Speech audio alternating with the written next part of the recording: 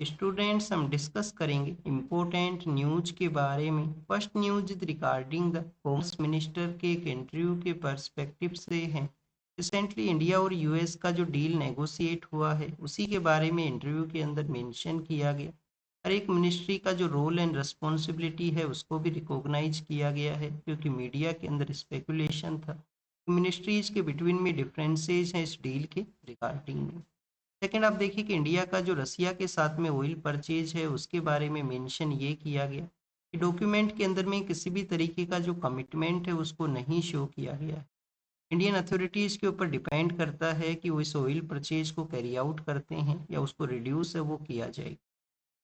Next जो point है वो क्रिटिकल मिनरल्स के बारे में है। फ्यूचर के समय हमारी कंट्री का जो एनर्जी सिक्योरिटी है उसको हम कैरी आउट कर सकें, इसके लिए आप देखिए कि जो क्रिटिकल मिनरल्स हैं उनका कंटिन्यूस सप्लाई होना जरूरी है। तो यूएस के रोल के बारे में बताया गया कि यूएस के साथ में जब हम ट्रेड को कैरी आउट करते हैं तो $2 ट्रिलियन के आसपास के जो क्रिटिकल मिनरल्स हैं उनका कंटिन्यूस सप्लाई है वो हुआ करता है। थर्ड, आप देखिए कि एग्रीकल्चर सेक्टर के रिगार्डिंग में कंटिन्यूस कंसर्न्स हैं, स्पेशली जो कॉटन को जो ग्रो करने वाले फार्मर्स हैं। कॉटन के अलावा आप देखिए कि एप्पल के जो फार्मर्स हैं उनके द्वारा भी यहाँ पे कंसर्न को रेज किया गया। तो मिनिस्टर के द्वारा रिप्लाई में कहा गया है कि काफ़ी सारी कंट्रीज से हमने फ्री ट्रेड एग्रीमेंट है उसको साइन किया है। जैसे कि आप देखिए कि न्यूजीलैंड के साथ में रिसेंटली नेगोशिएशन है वो कंप्लीट हुआ है। यूरोपियन फ्री ट्रेड एसोसिएशन के जो कंट्री हैं जिनके साथ में जो डील नेगोशिएट हुआ था वो तो एग्जिस्टेंस में भी आया है, और यूरोपियन यूनियन के साथ में भी हमारा यहाँ पे नेगोशिएशन है वो कंप्लीट हुआ। तो ये जो डील्स हैं हमारा जो कॉटन का एक्सपोर्ट है उसको इंक्रीज करेगा, और स्पेशली आप देखिए कि हमारा जो टेक्सटाइल प्रोडक्ट्स हैं वो इंक्रीज होंगे। तो ओवरऑल जो कॉटन के जो फार्मर्स हैं उनको सपोर्ट है वो यहाँ पे रहेगा अदर जो एफटीएज हैं उनके साथ में। ये कुछ ऐसे एरियाज हैं जिनके बारे में मेंशन किया गया, ऑलरेडी हम काफ़ी बार रीड कर चुके हैं इस डील के ही रिगार्डिंग में इन पॉइंट्स को। नेक्स्ट, आप देखिए कि हमारे जो प्राइम मिनिस्टर हैं मलेशिया के विजिट के लिए गए हैं, बायलेटरल विजिट है, वहाँ पे डिस्कशन को वो कैरी आउट किए हैं कि कैसे बोथ कंट्रीज एक दूसरे को सपोर्ट है वो प्रोवाइड कर सकते हैं, कैसे इंटरनेशनल जो इंस्टीट्यूशंस हैं उसके रिफॉर्म के अंदर में बायलेटरल ट्रेड है उसको कैसे यहाँ पे बूस्ट किया जा सकता है, और स्ट्रेटजिक इम्पोर्टेंस है उसके बारे में भी यहाँ पे डिस्कशन है वो हुआ है। तो फर्स्ट ऑफ ऑल स्टूडेंट्स, आपको मलेशिया का जो लोकेशन है उसके बारे में जानकारी होना चाहिए। अब देखिए कि साउथ ईस्ट एशियन जब कंट्रीज को हम रीड करते हैं तो एक इम्पोर्टेंट पेनिनसुला है जिसको कि हम मलाया पेनिनसुला के नाम से जाना करते हैं। ये जो मलाया पेनिनसुला का सदर्न पार्ट है, इस पार्ट के अंदर में आप देखिए कि मलेशिया का टेरिटरी आया करता है। यहाँ पे जो इंडोनेशियन आइलैंड्स हैं, इंडोनेशियन आइलैंड्स का जो नॉर्दर्न पार्ट है यहाँ पे भी आपको मलेशिया का जो टेरिटरी है वो देखने को मिलेगा। इंडोनेशियन आइलैंड्स को अपने ज्योग्राफी के अंदर में रीड किया होगा कि ये जो आइलैंड है यंग फोल्ड आइलैंड्स के रूप से हुआ करते हैं। इंडोनेशियन आइलैंड हैं यंग फोल्ड, आप देखिए कि ये जो आइलैंड्स है उसके रूप से हैं। और यहाँ पे जो वेस्टर्न पार्ट है इसके अंदर में आप देखिए कि यंग जो सबडक्शन जोन है उसका प्रेजेंस है, यहाँ पे सबडक्शन जोन है उसका प्रेजेंस है। मलया पेनिनसुला का जो नॉर्दर्न एरिया है जो कि अंडमान सी को गल्फ ऑफ थाईलैंड के साथ में कनेक्ट करता है, तो यहाँ पे आप देखिए कि एक जो कैनाल है उसके भी डेवलपमेंट का प्रोजेक्ट था जिसको कि हम करा कैनाल के नाम से जानते हैं। कौन सा कैनाल के नाम से स्टूडेंट्स? करा कैनाल के नाम से। अभी करा कैनाल किस वजह से न्यूज के अंदर में है, इंडिया भी आप देखिए कि इस प्रोजेक्ट को सपोर्ट करता है कि जो इस्तुमस ऑफ करा है, इस्तुमस ऑफ करा है जो कि बेसिकली यहाँ पे कनेक्ट करता है टू लैंड एरियाज को। तो ये जो करा कैनाल यहाँ पे डेवलप किया जाएगा जो बेसिकली आप देखिए कि जो डिस्टेंस को भी रिड्यूस करेगा। जो मलाया यहाँ पे मलाया स्ट्रेट के थ्रू प्रेजेंट समय में जो ट्रेड पास हुआ करता है उसके लिए आप देखिए कि डिस्टेंस है वो रिड्यूस हो। तो ये लोकेशन पर्सपेक्टिव से कुछ एरियाज थे जिनको हमने देखा है। अंडमान सी है जो वेस्टर्न पार्ट के अंदर में है, गल्फ ऑफ थाईलैंड है जो ईस्टर्न पार्ट के वहाँ पे सिचुएटेड है, और ये जो स्ट्रेट ऑफ मलक्का है इम्पोर्टेंट आप देखिए कि ट्रेड एरिया है, इम्पोर्टेंट जो ट्रेड रूट्स हैं वो यहाँ से पास होते हैं। इसी वजह से इंडिया और मलेशिया के इस डिस्कशन के अंदर में इंडो पैसिफिक का जो रीजन है, जो इंडो पैसिफिक का रीजन है जिसको कि रूल बेस ऑर्डर के थ्रू कैरी आउट करना है, ये वन ऑफ द पॉइंट है वो मेंशन किया गया। इंडो पैसिफिक जो जो एरिया है वो रूल बेस ऑर्डर के थ्रू यहाँ पे कैरी आउट हो। लेकिन आप देखिए स्ट्रेटेजिक पर्सपेक्टिव से यहाँ पे जो डिफेंस है, ट्रेड है, इन्वेस्टमेंट है, इन एरियाज के बारे में भी डिस्कस किया गया है। यूनाइटेड नेशन सिक्योरिटी काउंसिल को जो इंडिया का प्रपोजल है कि उसको रिफॉर्म किया जाए, मोर कंट्रीज को रिप्रेजेंटेशन रहे, उसको भी मलेशिया है वो यहाँ पे एंडोर्स है वो करता है। और सेमीकंडक्टर का वो सेक्टर है जिसमें डीपर वे के थ्रू एंगेजमेंट है वो कैरी आउट हो सकता है बोथ कंट्रीज के बिटवीन में, इंडिया और मलेशिया के बिटवीन। लोकल करेंसी के यूज के बारे में भी कहा गया। तो इंडियन प्राइम मिनिस्टर ने बेसिकली यहाँ पे क्या मेंशन किया है, इंडियन प्राइम मिनिस्टर आप देखिए कि हमारा जो डायस्पोरा है उसके साथ में भी वहाँ पे मिले हैं। इसके अलावा जो तमिलनाडु, जो हमारा तमिल का जो कल्चर है, तमिल लैंग्वेज का जो कल्चर है, उसके इम्पोर्टेंस को रिकॉग्नाइज किया गया कि कैसे जो तमिल कल्चर है वो one of the shared culture के रूप से रोल प्ले करता है इंडिया और मलेशिया के बिटवीन के अंदर में। उन्होंने वहाँ पे जो थिरुवल्लुवर, जो एक इम्पोर्टेंट आप देखिए कि पोइट हैं, इम्पोर्टेंट जो फिलोसफर हैं, उनको भी, उनकी रिगार्डिंग एक सेंटर को भी ओपन किया जाएगा मलेशिया का जो यूनिवर्सिटी है वहाँ पे। तो थिरुवल्लुवर के बारे में आपको पता होना चाहिए, उनका जो थ्री कूरल है जिसके अंदर में उनके जो एडमिनिस्ट्रेशन है, डिप्लोमेसी है, हर एक सेक्टर के बारे में वहाँ पे फिलोसफिकल जो थिंकिंग है उसका प्रेजेंस है। नेक्स्ट अगर हम रीड करें स्टूडेंट्स, यहाँ पे आपको जो मेंशन किया गया है एक लेक एरिया को शो किया गया है। तो ये लेक है वो कौन सा है, आप देखिए कि लेक लेक का नाम है डल लेक, लेक का नाम है डल लेक है। और यहाँ पे जो हिली एरियाज को बताया गया है वो जबरवान हिल्स है, जबरवान हिल्स जो कि आप देखिए कि strategic perspective, sorry geographical location के लिए इम्पोर्टेंट, जो ग्रेटर हिमालयन रेंज है और पीर पंजाल का रेंज है उनके बिटवीन के अंदर में आपको ये जाबरवान हिल्स है उनका प्रेजेंस मिलता है। डल लेक क्या स्टूडेंट्स यहाँ पे सोल्टी लेक है या फ्रेश वाटर लेक है, तो आप देखिए कि जो डल लेक है फ्रेश वाटर लेक है। क्या ये रामसर साइट के अंडर में हुआ आया करता है, तो रामसर कन्वेंशन के अंडर में नहीं है, तो फोटो के थ्रू यहाँ पे शो किया गया है। जम्मू एंड कश्मीर के अंदर में जब हम आर्किटेक्चर के बारे में रीड करते हैं, जैसे कि वहाँ पे काफ़ी सारे गार्डन्स हैं जिनको कि मेडिवल हिस्ट्री के समय डेवलप किया गया था। तो ये गार्डन्स का जो प्रेजेंस है वो भी आपको इस डल लेक के नियर बाई एरियाज के अंदर ही मिलेगा, चाहे वहाँ पे मुगल गार्डन का प्रेजेंस हो, या आप देखिए कि निशांत जो बाग है उसको वहाँ पे जो डेवलप किया गया था मेडिवल हिस्ट्री के दौरान में, तो उसका भी प्रेजेंस डल लेक के नियर बाई एरियाज के अंदर में। हमारे जो मिनिस्टर ऑफ होम अफेयर्स हैं छत्तीसगढ़ के विजिट के लिए गए थे, सिक्योरिटी रिव्यू को वहाँ पे कैरी आउट किया गया, तो उस दौरान में उन्होंने कहा है कि जो 31 मार्च का जो डेडलाइन है कि उससे पहले हमें नक्सलिज्म को एलिमिनेट करना है, उससे पहले ही इंडिया है वो नक्सल मूवमेंट का जो इफेक्ट है उससे आप देखिए कि फ्री होगा, नक्सलिज्म को एलिमिनेट है वो कर दिया जाए। ये कमिटमेंट को शो करता है सिक्योरिटी फोर्सेज ने कैसे वहाँ पे जो टॉप लीडरशिप है उसको एलिमिनेट किया है।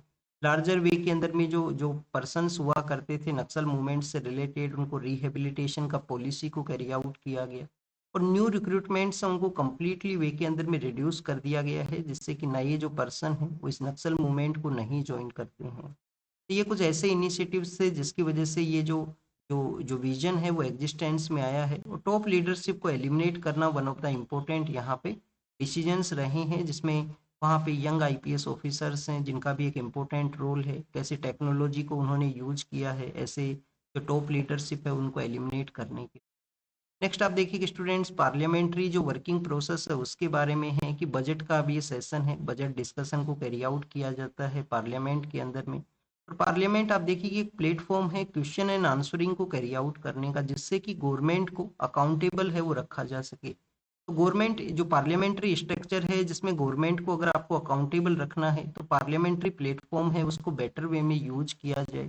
कंटिन्यूस यहाँ पे जो टसल है अपोजिशन का पार्टी, जो रूलिंग पार्टी है उनके बिटवीन में, तो इस टसल की वजह से आप देखिए कि जो क्वालिटी ऑफ बिल्स है उनका डिस्कशन नहीं हुआ करता है। डिस्कशन नहीं होने की वजह से आपको जो लॉ मेकिंग जो प्रोसेस है वो वन ऑफ द उसका क्वालिटी डिक्लाइन आपको मिलेगा। काफ़ी बार आप देखिए कि जो प्राइवेट मेंबर बिल्स हैं वो यहाँ पे ले डाउन नहीं किए जाते हैं पार्लियामेंट के अंदर में, क्योंकि काफ़ी बार जो डिस्ट्रप्शन की वजह से जो वर्किंग प्रोसेस है वो नहीं कैरी आउट होता। तो गवर्नमेंट को अगर आपको अकाउंटेबल रखना है तो इस प्रोसेस को, इस प्लेटफॉर्म को डिबेट एंड डिस्कशन के लिए यूज किया जाए। काफ़ी बार आप देखिए अपोजिशन के जो लीडर्स को सजेशन को जो सजेस्ट किया करते हैं किसी बिल की रिगार्डिंग में, वो भी है जब ही यहाँ पे इंक्लूड होगा जब डिस्कशन है वो कैरी आउट किया जाएगा। डाटा शेयरिंग के बारे में है, व्हाट्सएप का जो डाटा शेयरिंग पॉलिसी है जिसके रिगार्डिंग में एक न्यूज़ सामने आया था, सुप्रीम कोर्ट ने आप देखिए कि जो मेटा प्लेटफॉर्म है उसको क्वेश्चनिंग किया था उनके डाटा शेयरिंग के बारे में। तो समय समय पे काफ़ी बार ये मेंशन भी किया गया है कि डाटा जो है वो न्यू ऑयल का काम करता है, न्यू ऑयल के रूप से वर्क करता है, जिस तरीके से डिजिटल जो सेक्टर है जिसके थ्रू वर्ल्ड है वो इंटरकनेक्टेड है एक दूसरे के साथ में। तो डाटा एक न्यू ऑयल का काम करता है। तो आप देखिए किसी डाटा शेयरिंग का जो पॉलिसी है उसको समय समय पे स्क्रूटनाइज किया जाए अथॉरिटीज के द्वारा। तो स्क्रूटनाइज करने के लिए है सोशल मीडिया प्लेटफॉर्म हो या अदर प्लेटफॉर्म्स हो, यहाँ पे वो डाटा को ना शेयर करें। डाटा का जो लोकलाइजेशन है वो होना चाहिए, लोकल एरिया के अंदर में ही उसका स्टोरेज है वो होना चाहिए। नेक्स्ट अगर हम बात करें इंडिया और ग्रीस के बारे में है, ग्रीस के जो डिफेंस मिनिस्टर हैं इंडिया के विजिट के लिए हैं। तो यहाँ पे जो डिस्कशन किया जाएगा कि कैसे हमारा जो डिफेंस टाइज है वो इंक्रीज हो। स्टूडेंट्स लास्ट ईयर के दौरान में आप देखिए कि हमारा जो मैरीटाइम एक्सरसाइज है वो हमने ग्रीस के साथ में कैरी आउट किया था, हमारा जो नेवल एक्सरसाइज है वो कैरी आउट किया था। और भी लार्जर वे में डिफेंस के एरियाज इंक्रीज हो, डिफेंस का जो इंगेजमेंट है वो इंक्रीज हो सकता है, ये डिस्कशन के थ्रू बताया गया। हमारे जो एनएसए हैं नेशनल सिक्योरिटी एडवाइजर, वो बेसिकली यहाँ पे कनेडियन जो एनएसए हैं उनके साथ में डिस्कशन हुआ है। आने वाले समय के अंदर में कनाडा के जो लीडर हैं वो इंडिया के विजिट के लिए आएंगे, तो उसके लिए ये जो प्रिपेयर्डनेस का ये डिस्कशन है कि कैसे किन एरियाज में यहाँ पे जो डिस्कस किया जाएगा, सेफ्टी सिक्योरिटी ऑफ सिटीजन्स, इन सब एरियाज का डिस्कशन। एग्जाम के लिए क्या इंपॉर्टेंट है, कनाडा के साथ में हमारे रिलेशंस बेटर थे, बट कंटिन्यूस आप देखिए कि एंटी इंडिया सेंटीमेंट्स को रखने वाले जो पर्सन है उनको कनेडियन सोइल के ऊपर उनका प्रेजेंस हुआ करता है। चाहे 1985 के समय जो कनिष्का जो प्लेन के अंदर में बॉम्बिंग होना हो, उस दौरान में भी एंटी इंडिया सेंटीमेंट के जो पर्सन है उनका कनाडा के अंदर ही प्रेजेंस था। और प्रेजेंट समय में अब देखिए कि कनाडा ने फिर एलिगेशंस लगाए कि इंडिया ने इंटरवेन किया था 2023 के समय G20 का जो समिट है उसके लेटर फेज के अंदर में। हमारे रिलेशंस हैं वो डिक्लाइन हुए थे जब से नए जो पॉलिटिकल लीडर वहाँ पे पावर के अंदर में आए हैं, तो रिलेशंस इम्प्रूव हुए हैं। अभी रिसेंटली G7 का मीटिंग के लिए हमारे जो प्राइम मिनिस्टर हैं वो कनाडा के विजिट के लिए गए थे। ये बेसिकली रिलेशंस के इम्प्रूवमेंट के बारे में है। 2023 का जब वो डिस्कशन था इंडिया इंडिया और कनाडा के रिलेशन का, तो एक 5 आई अलायंस नाम का जो ऑर्गेनाइजेशन है वो भी न्यूज के अंदर में था। तो बेसिकली आप देखिए कि इंटेलिजेंस शेयरिंग के रिगार्डिंग में वो अलायंस है 5 आई अलायंस, जो कि इंटेलिजेंस शेयरिंग के लिए 5 कंट्रीज उसका पार्ट हैं। इंडिया है, यूएस है, यूके है, कनाडा है, न्यूजीलैंड और ऑस्ट्रेलिया है। वर्ल्ड वॉर सेकंड के समय का ये प्लेटफॉर्म है जिसमें इंटेलिजेंस को शेयर है वो किया जाता है। रिसर्च सेक्टर के बारे में है कि जो रिसर्च एंड डेवलपमेंट का एरिया है उसको बूस्ट हुआ है बजट के थ्रू, जिस तरीके से उसको बजटरी सपोर्ट प्रोवाइड किया गया। स्टूडेंट्स आप देखिए कि रिसेंटली हमारे कुछ यहाँ पे प्रोजेक्ट्स हैं उनका भी प्रपोज हुआ है बजट के अंदर में। तो एडवांस लेवल के जो टेलीस्कोप हैं उनको डेवलप किया जाएगा। यहाँ पे फोटो के अंदर में लद्दाख का जो हेनले का एरिया है जहाँ पे जो टेलीस्कोप प्रेजेंस है उसको शो किया गया है। बट इसके कुछ कंसर्न हैं कि रिसर्च एंड डेवलपमेंट के जो एरिया से रिलेटेड पर्सन हैं वो अपना यहाँ पे कंसर्न को रेज करते हैं कैसे लार्जर वे के अंदर में जो जो सपोर्ट का ज़रूरत है। अगर हमें रिसर्च एंड डेवलपमेंट को प्रमोट करना है तो प्राइवेट सेक्टर का भी सपोर्ट है वो रिक्वायर्ड है। और जितना अधिक आप देखिए कि प्राइवेट सेक्टर का सपोर्ट रहेगा लार्जर वे के अंदर में जो लैब्स डेवलप होंगे, तो यहाँ पे रिसर्च एंड डेवलपमेंट है वो कैरी आउट होगा। फिर आप देखिए कि केन्या का जो मसाई नाम का जो ट्राइब है उसको यहाँ पे शो किया गया है। कि जो मसाई ट्राइब है वो आप देखिए कि वहाँ पे ड्रोट का कंडीशन होने की वजह से कैसे जो ड्राई एरिया है वो एग्जिस्टेंस में आया है। ये जो ट्राइब है सेमी नोमैडिक ट्राइब है, और जो रिफ्ट रिफ्ट वैली का एरिया है अफ्रीका के ईस्टर्न पार्ट के अंदर में, स्पेशली जो आप देखिए कि तंजानिया का एरिया है, केन्या का एरिया है, वहाँ पे ये ट्राइब है वो मिला करती है। काफ़ी बार इनके द्वारा ब्लड को भी कंज्यूम किया जाता है, एनिमल्स का जो ब्लड है उसको ये कंज्यूम किया करते हैं मसाई ट्राइब के द्वारा। स्टूडेंट्स यहाँ पे जो अंटार्कटिक का एरिया है, अंटार्कटिक के अंदर में आप देखिए कि वेस्टर्न पार्ट में एक ग्लेशियर है, ग्लेशियर का नाम क्या है। तो जो वेस्टर्न अंटार्कटिक के अंदर में थ्वेत ग्लेशियर है, थ्वेत ग्लेशियर को डूम्स डे ग्लेशियर के रूप से भी कंसिडर किया करते हैं। एक कंट्री का जिस तरीके से लोकेशन है उसके इक्विवेलेंट इसका ज्योग्राफिकल एरिया है। इसमें ब्रेक होने की वजह से, क्योंकि क्लाइमेट चेंज की वजह से आप देखिए कि टेम्परेचर राइज हुआ है। सी लेवल का जो यहाँ पे सी लेवल का जो टेम्परेचर है, सी सरफेस टेम्परेचर वो भी इंक्रीज हुआ है। और सी का लेवल है वो भी इंक्रीज हो सकता है इस तरीके से अगर ग्लेशियर्स का मेल्ट होगा, ग्लेशियर्स का ब्रेक होगा, और ये इम्पैक्ट कर सकता है सी मूवमेंट को भी। श्वेत ग्लेशियर के बारे में मेंशन है जो कि अंटार्कटिक के अंदर में है। फिर आप देखिए कि वर्ल्ड के पर्सपेक्टिव से कुछ न्यूज़ बताया गया है। ईरान के अंदर में जो नोबेल प्राइज़ का जो रेसिपिएंट है नोबेल पीस प्राइज़ का, उनको मोर जेल के अंदर में रहना होगा। जेल के जो ईयर्स हैं वो उनके इंक्रीज़ हुए हैं। 2023 के समय इनको ये नोबेल प्राइज़ है वो मिला था। नाम क्या है? नरगिस मोहम्मदी। नाम क्या है स्टूडेंट्स? नरगिस मोहम्मदी इनका नेम है। क्या ईरान के अंदर में ये फर्स्ट महिला हैं, फर्स्ट वुमेन है जिनको ये प्राइज़ मिला था? तो 2003 के समय में भी वहाँ पे तरीन इब्दी नाम से एक पर्सन है जिनको कि नोबेल पीस प्राइज़ है वो मिल चुका है। फिर नेक्स्ट अगर हम बात करें स्टूडेंट्स, रसिया के जो जो टॉप मिलिट्री लीडरशिप के पर्सन है जिनको एलिमिनेट किया गया था, उससे रिलेटेड एक पर्सन को अरेस्ट किया गया है। एग्जाम के लिए नहीं इम्पोर्टेंट है। थाईलैंड के अंदर में जो कंजर्वेटिव पार्टी है उसके जो लीडर हैं उन्होंने विक्ट्री को अचीव किया है, तो ये थाईलैंड के बारे में मेंशन है। अभी हम गल्फ ऑफ करा के बारे में रीड किए थे। नेक्स्ट आप देखिए कि इथोपिया के बारे में है। इथोपिया और इरीट्रिया है उसके बीच में डिफरेंसेस सामने आए हैं, मिलिट्री का जो प्रेजेंस है उसकी वजह से। इथोपिया और इरीट्रिया के बारे में यहाँ पे मेंशन किया गया, जो कि हॉर्न ऑफ अफ्रीका का जो रीजन है वहाँ पे सिचुएटेड है, ईस्टर्न पार्ट ऑफ अफ्रीका के अंदर में। इथोपिया तो एक लैंडलॉक कंट्री है। हमारे प्राइम मिनिस्टर भी उसके विजिट के लिए गए थे नवंबर दिसंबर के समय में। और जापान का जो जो वुमेन लीडर हैं उन्होंने आप देखिए कि विक्ट्री को अचीव किया है वहाँ के इलेक्शंस के अंदर में। तो फर्स्ट वुमेन प्राइम मिनिस्टर को अभी अपॉइंट किया गया था, फिर उन्होंने इलेक्शंस को कंडक्ट करवाया और उसके अंदर में उनका फिर से विक्ट्री हुआ है। तो ये फर्स्ट वुमेन प्राइम मिनिस्टर हैं जापान का जिनका फिर से आप देखिए कि लार्जर वे के अंदर में विक्ट्री हुआ है। ईरान और यूएस के डिस्कशन में है। ईरान ने अपना जो सेल्फ डिफेंस है, सेल्फ राइट है, उसके बारे में बताया कि यूरेनियम को एनरिचमेंट करना उनका राइट है, वो इसको कैरी आउट है वो करेंगे। ईरान और यूएस के भी डिस्कशन है। यहाँ पे जो मेंशन किया गया है वो बांग्लादेश के बारे में है कि बांग्लादेश के अंदर में जो इलेक्शंस एग्जाम के लिए नहीं इम्पोर्टेंट है।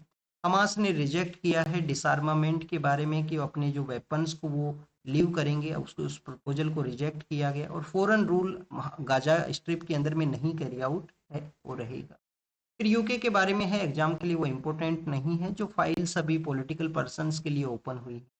नेक्स्ट आप देखिए कि स्टूडेंट सोशल मीडिया प्लेटफॉर्म के बारे में मेंशन किया गया कि सोशल मीडिया प्लेटफॉर्म के अंदर में चिल्ड्रंस को बैन करना जो रिजल्ट है उसको प्रोवाइड नहीं करेगा। आपको यहाँ पे अगर इस प्लेटफॉर्म्स के रिगार्डिंग में चिल्ड्रंस में अवेयरनेस को आप क्रिएट करोगे, न्यू एरिया के थ्रू जिस तरीके से उनको ट्रैप किया जाता है, एल्गोरिथम अपना जो रोल प्ले करते हैं, तो इसके बारे में जो इन्फॉर्मेशन है वो ज़रूर से पता होना चाहिए चिल्ड्रंस को। जिस तरीके से रिसेंटली एक इंसिडेंट सामने आया था गाजियाबाद के वहाँ पे कि सोशल मीडिया प्लेटफॉर्म है, जो स्क्रीन का जो टू मच एडिक्शन है उसका इम्पैक्ट हुआ उनके ऊपर में, और उनका जब से मोबाइल लिया गया उन्होंने इस तरीके से डिसीजन से वो लिया है। अभी आप देखिए कि केस का कंप्लीट रिजल्ट नहीं आया है। इसके अंदर में काफ़ी सारे स्पेकुलेशन हैं, काफ़ी सारे अदर एरियाज के रिगार्डिंग में भी कंसर्न है। कहीं सोशल मीडिया या मोबाइल एडिक्शन को यूज करते हुए जो क्राइम है उसको छुपाने का कोशिश किया गया हो। बट यहाँ पे बेसिकली वही है कि एज के रिगार्डिंग में अगर आप रेगुलेशन लगाते हो तो आप अवेयरनेस को नहीं क्रिएट करोगे, आपको अवेयरनेस यहाँ पे जनरेट करने का जरूरत है। Digital personal data protection act के बारे में भी है कि कैसे यहाँ पे जो कंटेंट है उसके रिगार्डिंग में आप देखिए कि आपका जो डाटा है उसका शेयरिंग नहीं होना चाहिए। ऐसे रूल्स को जो अदर कंट्रीज में ना शेयर हों, आप अदर जो डोमिनेंट प्लेयर्स हैं उनके यहाँ पे चिल्ड्रंस हैं वो शिकार ना बने किसी ना किसी तरीके से। तो जीएस पेपर थर्ड के अंदर में आपसे जो ये क्वेश्चन है वो पूछा जा सकता है, आपको इन पॉइंट्स को प्रिपेयर है वो करना चाहिए। तो this is all the information related to the today's newspaper. आप इसको रीड कीजिए, रिवाइज कीजिए, जो भी इंफॉर्मेशन आपको मिला है उसको नोट डाउन कीजिए। Thank you students, thank you very much.